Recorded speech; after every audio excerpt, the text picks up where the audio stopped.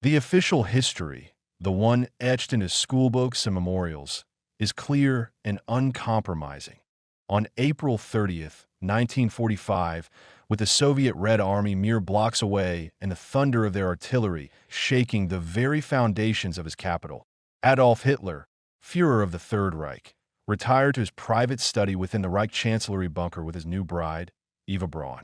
There, he bit into a cyanide capsule and simultaneously shot himself in the head. Following his specific orders, their bodies were carried up into the garden, doused in gasoline, and set ablaze in a crude, hurried funeral pyre amidst the cratered soil of a dying Berlin. This narrative, provided by the Soviets and later largely accepted by the Western Allies, offers a neat, symbolic end to the most destructive conflict in human history. It is a closed book. But what if this story, a story born from the fog of war and the relentless propaganda of the victorious powers, was not the end, but the beginning of the greatest deception of the 20th century? The evidence for this convenient disappearance is far shakier than most realize, built on a foundation of contradiction, political necessity, and mysterious gaps. The primary source for the suicide narrative comes from the bunker survivors themselves. Figures like Hitler's personal valet, Heinz Ling, his SS adjutant, Otto Gunsch, and his propaganda minister, Joseph Goebbels, who would follow his leader in suicide a day later. Their testimonies, however, were given under Soviet captivity. The NKVD, the Soviet secret police under the ruthless Lavreny Beria, had a singular goal: to confirm Hitler's death for Stalin. The Soviet dictator was paranoid that his capital prize had escaped, and he demanded absolute proof. The witnesses were interrogated repeatedly and often under duress. Their stories, while consistent on the broad strokes, contained troubling inconsistencies on the specifics: the type of pistol, the exact time, the precise condition of the bodies. These were not the recollections of impartial observers, but the coached statements of men desperate to save their own lives by telling their captors exactly what they wanted to hear. Then there is the matter of the physical evidence, or rather, the stunning lack thereof.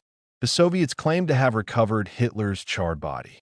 Yet, for decades, they refused to produce definitive proof.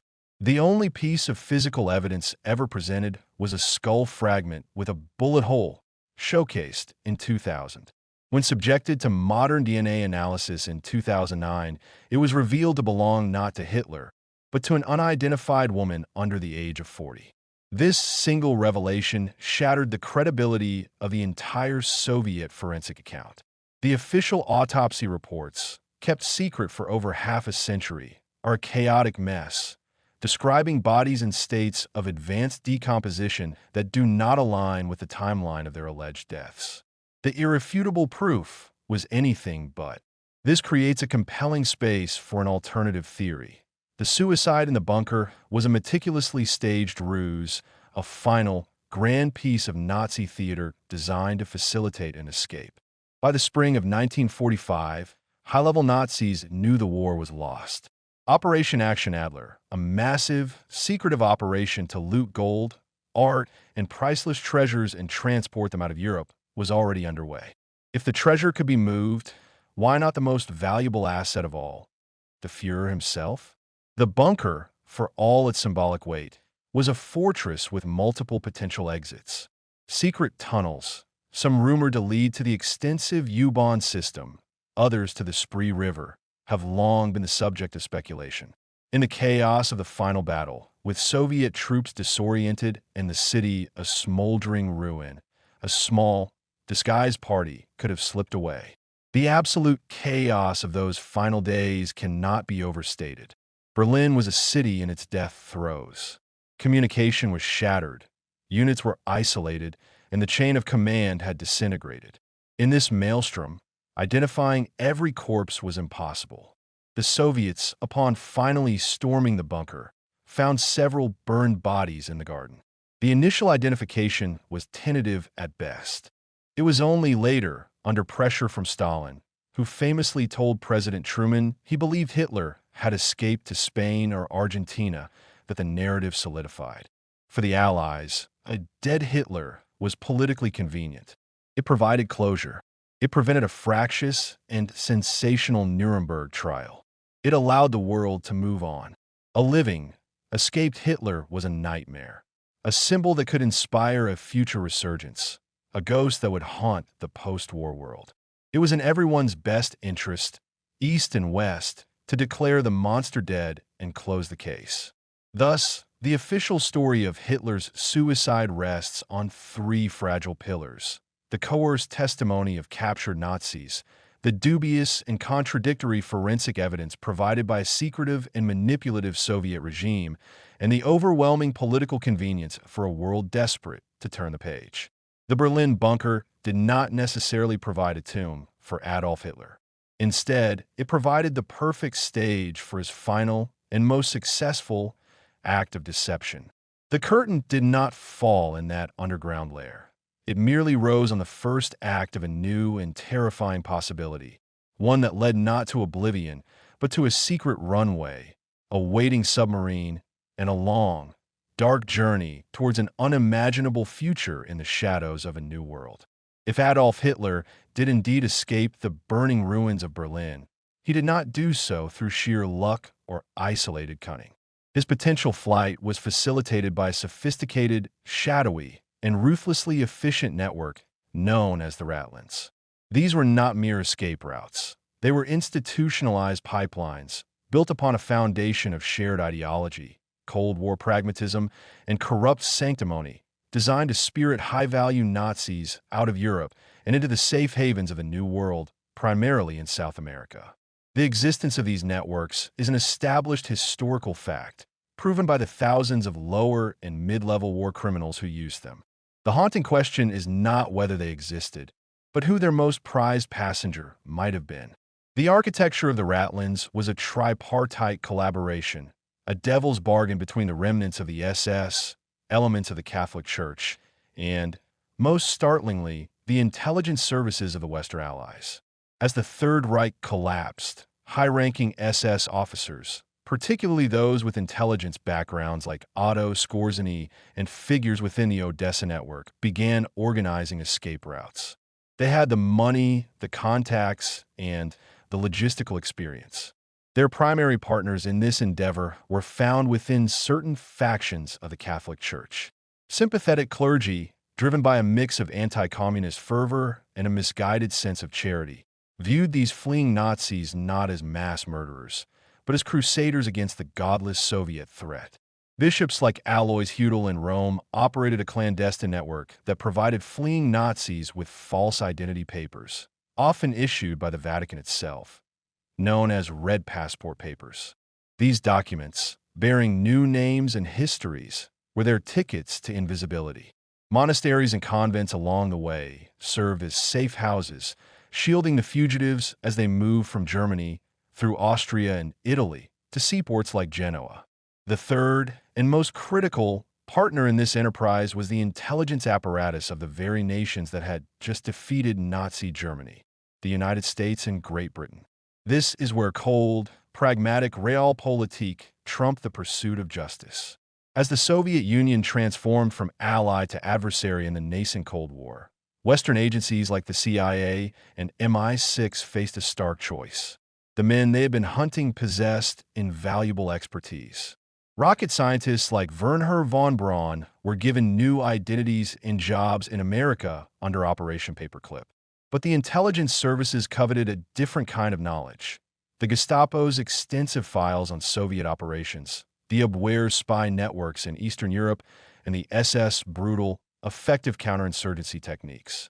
In a secret program that would later be exposed as the CIA's Operation Bloodstone, the Americans actively recruited former SS and Gestapo officers, providing them with protection, new identities, and passage in exchange for their intelligence on the new communist enemy. The very architects of the Holocaust were being whitewashed and employed because they were useful. For a figure as high value as Hitler, a similar, yet infinitely more secret, bargain could have been struck. His knowledge of Stalin, of Soviet weaknesses, and his symbolic value as the ultimate anti-communist weapon would have been considered an unimaginable intelligence prize by some factions within the Western Alliance. The primary destination for these Ratlines was South America. Nations like Argentina, under the charismatic and Nazi-sympathizing leadership of Juan Perón, had openly admired the Third Reich's corporatist model and anti-communist stance. Perón's government actively encouraged and facilitated the immigration of technicians and soldiers, providing them with legal protection and, in many cases, returning to them the vast sums of wealth they had plundered from Europe. The routes were well established. One path, the monastery route, ran through Austria and Italy, shepherded by clerics. Another, the Scandinavian route, moved fugitives through Sweden. The final leg was often a voyage on a freighter or liner from Genoa or Barcelona to Buenos Aires. Upon arrival, they were not fugitives hiding in the jungle. They were welcomed into established German communities in cities like Buenos Aires, Córdoba, and Bariloche. They built businesses, social clubs, and even published their own newspapers. They lived openly, protected by a complicit government and a continent away from the reach of European justice. The infrastructure was flawless. It had money from the looted Nazi gold that had been funneled through Swiss banks. It had logistics managed by experienced intelligence operatives. It had sanctity provided by the robes of the clergy. And it had a motive fueled by the burgeoning paranoia of the Cold War. If the Ratlines could successfully smuggle thousands of war criminals, including monsters like Adolf Eichmann and Joseph Mengele, to a life of impunity, then the question must be asked, were they capable of smuggling one more? The system was in place, tested, and proven effective by the spring of 1945. The escape of a single man, even one as infamous as Hitler, would not have required a miracle. It would have simply required the right contacts, the right passport, and the right ship, sailing toward a continent willing to forget the past in exchange for a piece of a stolen future. The Ratlines were the umbilical cord connecting the corpse of the Third Reich to its potential rebirth, a web of shadows stretching across the Atlantic, waiting for its most important passenger. If a Fourth Reich were to be nurtured in the remote vastness of South America, it would require more than just a safe house. It would need a fortress, a laboratory, and a sovereign territory entirely under its control. It would need a place where the outside world was not merely kept at bay, but was entirely unwelcome. Such a place existed. Nestled in a secluded valley in central Chile, approximately 350 kilometers south of Santiago, was a settlement that for decades was a black hole on the map, a place where the laws of Chile did not apply and the screams of its inhabitants did not escape. Its name was Colonia Dignidad, the colony of dignity, and it stands as the most chillingly plausible candidate for the secret heart of a surviving Nazi power structure. Founded in 1961 by Paul Schaefer, a former Luftwaffe medic and lay preacher, the colony presented a benign public face to the world, a charitable, self-sufficient agricultural commune for German immigrants. This was a carefully constructed fiction. In reality, Colonia Dignidad was a totalitarian state in miniature, built on the same principles of absolute obedience, paranoia, and brutality as the SS state its founders had served. Schaefer was the unquestioned Führer. He ruled through a cadre of loyal lieutenants, many of whom were, like him, former Nazis wanted for war crimes. The colony was a perfect Ratline terminus, a purpose-built sanctuary for the most compromised elements of the collapsing Reich. The physical security of the colony was formidable, more akin to a high-security prison or a military installation than a farming community. It was protected by a sophisticated and multi-layered defense system. Its perimeter was ringed with tall fences, watchtowers equipped with searchlights, and a private airstrip. The grounds were riddled with a complex network of underground tunnels and bunkers, some stretching for kilometers. These subterranean passages served multiple purposes. They were bomb shelters, secret meeting places, storage for weapons and archives, and a means to move people and goods unseen. The colony even possessed its own power plant, hospital, and radio communication systems, making it almost entirely self-reliant and sealed off from prying eyes. This was not the hideout of a fugitive cowering in a jungle hut. This was the command and control center of an organization with resources, discipline, and a long-term vision. Within this fortified enclave, the old ideology was not just preserved, it was perfected in its cruelty. The colony's inhabitants, a mix of willing former SS men and their families, along with indentured servants and abducted children, lived under a regime of terror. Schaefer instituted a system of slave labor, with children and adults forced to work in the fields, workshops, and kitchens without pay. But the most profound evil was the systematic sexual abuse. Schaefer, a predatory pedophile, abused countless children within the colony for decades, using the structure of the organization to procure and silence his victims. This culture of absolute power and moral decay was a direct extension of the SS ethos, where the weak existed to serve the desires and needs of the powerful. The colony was, in effect, a continuous, real-world experiment in applying the absolute control of the concentration camp to a permanent civilian society. Its strategic value to a potential Fourth Reich and its allies was immense. During the brutal dictatorship of Augusto Pinochet, which itself was heavily influenced by former Nazi advisors, Colonia Dignidad became a state within a state. It served as a clandestine torture and extermination center for Pinochet's secret police, the DINA. The colony's private clinic and operating rooms were used to interrogate and disappear political prisoners, their bodies allegedly disposed of in the colony's own lime kiln. In return for this service, the Pinochet regime guaranteed the colony's autonomy and protection from any legal scrutiny. This symbiotic relationship gave the colony's Nazi leadership unparalleled influence and protection at the highest levels of a national government. Furthermore, the colony was a hub for illegal arms trafficking and the development of chemical and biological weapons. Isolated and secure, it provided the perfect environment for Nazi scientists who had been smuggled out of Europe to continue their forbidden research, free from any oversight. The combination of advanced weaponry, a private military, political protection, and a self-sustaining economic base made Colonia Dignidad not a relic, but an active and dangerous node of neo-Nazi power. For decades, the Chilean government turned a blind eye. The outside world dismissed rumors as fantastical. It was only after the return of democracy to Chile in the 1990s that the walls of silence began to crack, leading to criminal investigations and the eventual arrest of Paul Schaefer in 2005. But by then, the colony had operated with impunity for over 40 years. The full truth of what transpired in its tunnels and laboratories may never be known. Files were destroyed, evidence was hidden, and witnesses were silenced. Colonia Dignidad represents the ultimate realization of the Nazi dream in exile, a pure, insulated, and powerful enclave where the rules of civilization did not apply. It was a place where the horrors of the past were not just remembered, but actively lived, refined, and weaponized for the future. If a new Reich were to be built, this is where its foundations would have been laid, in the silent, sun-drenched valleys of the Chilean Andes. The greatest asset for any high-level Nazi fugitive in the post-war world was not a false passport, a hidden fortune, or a secluded compound, though these were essential. Their most powerful protector was the geopolitical cataclysm known as the Cold War.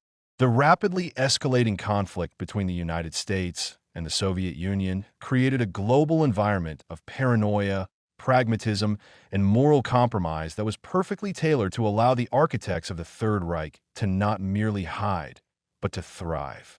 They became assets, their past atrocities rendered inconvenient, if not entirely irrelevant, in the new, binary struggle against communism. For a figure like Adolf Hitler, this global schism would have provided the perfect shield, transforming him from the world's most wanted war criminal into the ultimate intelligence prize, hidden not in a remote jungle, but in the most secure location of all, the shadowy nexus of competing intelligence agencies. The mechanism for this was a series of clandestine and later exposed operations run by Western powers. The most famous of these was the American Operation Paperclip, which saw over 1,600 German scientists, engineers, and technicians, including many with direct ties to the Nazi Party and the SS, brought to the United States to work on advanced weapons, rocketry, and space technology. Wernher von Braun, the architect of the V-2 rocket that terrorized London, became a national hero and a father of the American space program. But Paperclip was merely the public face of a much darker and more comprehensive effort.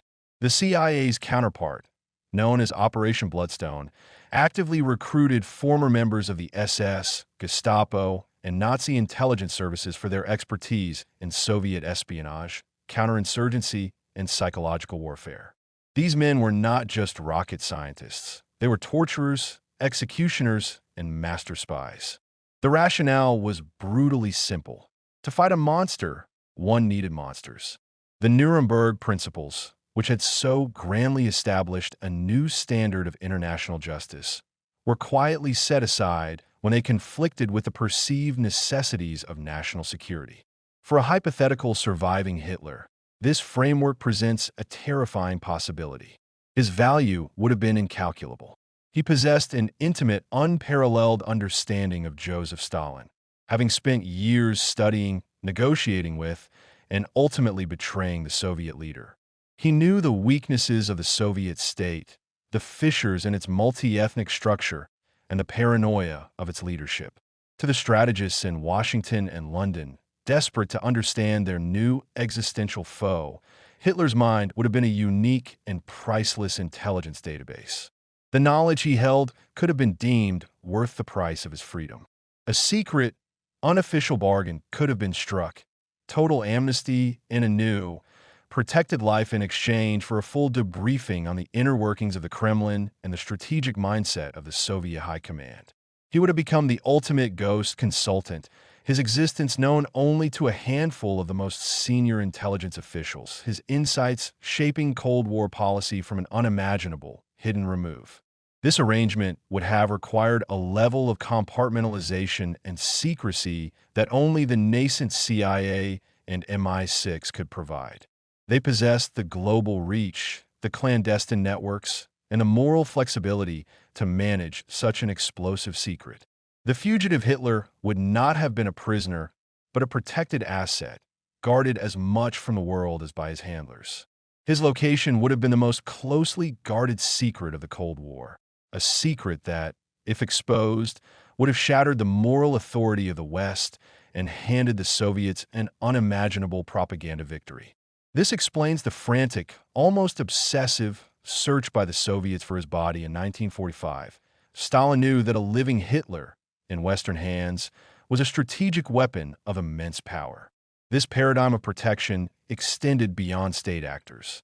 The very fugitive Nazi networks, like Odessa, that had facilitated the initial escape, now found their operations synergizing with the goals of Western intelligence. They provided the on-the-ground logistics, the safe houses, and the loyal personnel, while their high-value packages were given a form of legitimacy by their new patrons. This unholy alliance created a global ecosystem where a war criminal could be redeemed by his anti-communist credentials. Men like Klaus Barbie, the Butcher of Lyon, were not only shielded by the Americans for his anti-partisan expertise, but were later helped to escape to South America when his presence in Europe became politically untenable. Thus, the Cold War did not just provide cover, it provided a purpose. It allowed the ideology of Nazism to be laundered and repackaged as merely a particularly robust form of anti-communism. The global struggle against the Soviet Union became the perfect alibi, a moral imperative that justified any alliance, any compromise, any silence. For a hidden Führer and his inner circle, this was the perfect camouflage. They were no longer relics of a lost war. They were active, if unseen, participants in a new one. Their survival was no longer just an escape from justice, but a strategic imperative for their former enemies. They were hidden in plain sight, shielded by the very forces that had once vowed to destroy them. Their continued existence, the darkest, most carefully guarded secret of the 20th century. The existence of a protected, high-level Nazi core, potentially centered around a surviving Hitler, would not have been a static historical artifact frozen in 1945. It would have been a living, evolving, and dangerously active entity. Its legacy would be felt not through public proclamations or marching columns of gray uniformed soldiers, but through three powerful subterranean channels: the clandestine funding of a global neo-Nazi movement, the quiet continuation of forbidden scientific research, and the subtle, corrupting influence of vast, stolen wealth. The goal would not be a dramatic, overnight resurrection of the swastika, but the slow, patient cultivation of a world where its ideology could once again take root and flourish. The most tangible tool for this long-term project was the fabled Nazi gold. The systematic looting of Europe by the Third Reich was not merely theft. It was a strategic investment in its own future. Billions of dollars in gold bullion, precious gems, and looted art were systematically funneled out of Europe through complex financial networks in neutral countries like Switzerland, Spain, and Portugal. A significant portion of this wealth, historians and investigators agree, simply vanished. It was this vanished fortune, the so-called Nazi International's war chest, that would have provided the economic lifeblood for a Fourth Reich. This money would not sit idle in a mountain cave. It would be laundered through South American banks, invested in legitimate businesses across the continent and beyond, and its profits meticulously funneled to two primary objectives. First, it would fund the comfortable, secure lives of the exiled leadership, ensuring their loyalty and silence. Second, and more ominously, it would bankroll a new generation of extremists. Through cutouts and front organizations, this money could have been used to subsidize neo-Nazi groups in Europe and North America, publish propaganda, influence politicians, and fund terrorism. The wave of far-right violence that emerged in the post-war decades, often appearing mysteriously well-funded and organized, may not have been a spontaneous phenomenon, but a carefully cultivated crop, sown with seeds from a hidden treasury. Simultaneously, in secluded enclaves like Colonia Dignidad or other remote research facilities, the Third Reich's most chilling scientific ambitions could have continued unabated. Unburdened by ethical oversight or international law, Nazi scientists smuggled out of Europe would have been free to pursue the nightmares that were only in their infancy during the war. The most terrifying prospect is the field of biological warfare. Dr. Kurt Blome, the Nazi deputy Reich health leader who faced charges at Nuremberg for conducting experiments in biological warfare, was later recruited by the Americans under Operation Paperclip. His expertise in plague and other weaponized diseases would have been of immense value. But in the uncontrolled environment of a secret colony, such research could have been directed towards creating ethnic-specific bioweapons, a long-standing Nazi dream. Alongside this, research into advanced rocketry, nerve agents, and even mind control techniques, based on the brutal experiments of figures like Sigmund Rascher, could have continued for decades, creating an arsenal of forbidden knowledge held in reserve by a shadow state. This combination of immense wealth and advanced, amoral science creates a terrifying potential for the ultimate legacy project, a continuation of the eugenics program. The Nazi obsession with creating a master race did not die in the bunker. In the isolated, controlled societies of the South American enclaves, this ideology could have been practiced with impunity. Through selective breeding programs among the loyalist population and the exploitation of abducted or indentured women, the old guard could have attempted to literally breed a new generation of Aryan leadership, raised from birth in the cult of the Fourth Reich, untainted by the doubts and compromises of the outside world. This would be the ultimate long game, not just preserving an ideology, but engineering its future vessels. Finally, the most subtle and pervasive legacy would be ideological. The fugitive Nazis, particularly those with backgrounds in propaganda like Joseph Goebbels' protégés, would have understood that military victory was impossible for them in the short term. Instead, their goal would be to poison the well of global discourse. Through covert funding of extremist media, the infiltration of academic and political circles by sympathizers, and the deliberate sowing of social and racial discord in their enemy nations, they could wage a silent war. Their aim would be to weaken Western democracies from within, to make them sick, divided, and susceptible to the strong, simple, hateful solutions that Nazism offered. The rise of polarizing populist movements, the resurgence of anti-Semitism, and the erosion of democratic norms in the latter 20th and early 21st centuries may not be a direct creation of a hidden Nazi directorate, but it is precisely the environment such a directorate would have worked for decades to create. The legacy of a surviving Reich, therefore, is not a single army or a flag, but a spectrum of influence. It is the anonymous bank transfer to a hate group, the unpublished research paper on a weaponized virus, the politician echoing rhetoric he does not know originated in Munich beer halls, and the child in a Chilean valley being taught the glory of a fatherland he has never seen. It is a patient, multi-generational corrosion, funded by stolen gold and driven by an ideology that never believed it was defeated, only interrupted. The scenario has haunted the pages of thriller novels and the frames of Hollywood films for decades. The secret Nazi colony, its aging leadership finally passing the torch to a new, fanatical generation, decides the time is right to emerge from the shadows. This is not a vision of panzers rolling across the plains or Stukas screaming from the skies. The resurrection of a Fourth Reich in the 21st century would not be a replay of 1939. It would be a silent, sophisticated, and hypermodern coup against the very fabric of global order, leveraging the very tools of the interconnected world it seeks to dominate. Its rise would be insidious, its weapons not merely ballistic, but financial, digital, and biological. The first and most critical advantage for a neo-Reich would be its financial war chest. The compounded interest on the billions in looted Nazi gold, strategically invested over 8 decades, through a global network of shell corporations and complicit banks, would represent a sovereign wealth fund of staggering proportions. This capital would not be used to build a standing army. Instead, it would be weaponized to achieve what armies could not. They could launch coordinated attacks on global currency markets, triggering economic instability to weaken target nations.